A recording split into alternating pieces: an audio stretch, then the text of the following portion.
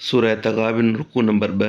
अल्लाह जे हुक्म खां सवाइ का बि मुसीबत न पहुचंदी आहे ऐं जेको अल्लाह ते ईमान आणींदो तंहिंजे दिलि खे उहो हिदायत कंदो ऐं अल्लाह हर शइ खे ॼाणंदड़ आहे।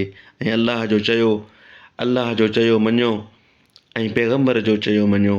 पोइ जेकॾहिं मुंहुं मोड़ींदव त असांजे पैगम्बर ते रुॻो पधिरो पैगाम पहुचाइणु आहे। अल्लाह उहो आहे जो उन खां सवाइ ॿियो को इबादत जो लाइक़ु न आहे ऐं मोमिननि खे जुगाए त अल्लाह ते ई भरोसो कनि। ऐं ईमान वारो, बेशक के अव्हां जूं ज़ालूं ऐं के अव्हां जो औलाद अव्हां जो दुश्मन आहे।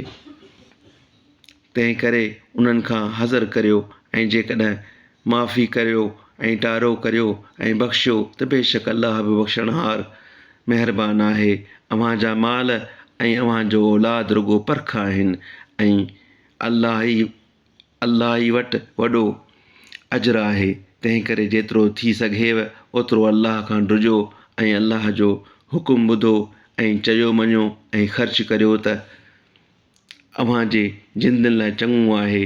ऐं जेकी पंहिंजे नफ़्स जे हिर्स खां बचाया विया से ई छुटण वारा आहिनि।